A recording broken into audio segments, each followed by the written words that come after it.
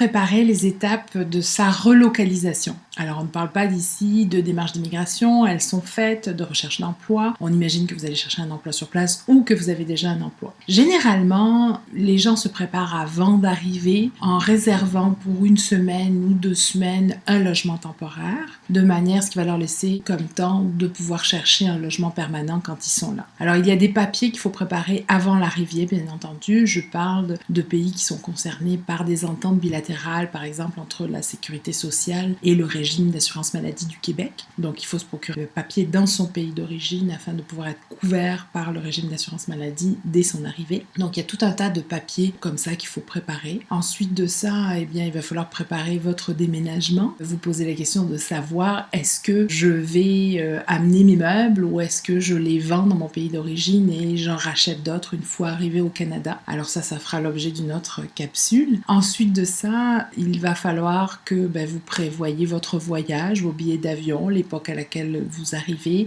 votre logement temporaire, la recherche de logement. Vous pouvez déjà, grâce à Internet et grâce au site de recherche de logement Kijiji, pour aller regarder les logements qui sont sur le marché. Bien entendu, je vous conseille de le faire au dernier moment aussi parce que les logements partent vite. Ensuite de ça, il faudra planifier l'inscription des enfants aux écoles ou à la garderie. Alors, tout ça, c'est des choses aussi qui, grâce à Internet, vont vous procurer toutes les informations dont vous avez besoin. À votre arrivée, est-ce que vous allez être véhiculé? Est-ce que vous allez pouvoir utiliser les transports en commun ou est-ce que vous allez vous louer un véhicule pour pouvoir faire la recherche de logement de manière plus rapide et plus efficace? Ensuite de ça, toutes les démarches administratives à faire une fois arrivé au Québec, à savoir la demande de numéro d'assurance sociale pour travailler, nécessaire pour travailler, et l'assurance maladie du Québec, la carte Soleil qu'on appelle, et qui va vous permettre d'accéder aux soins de santé.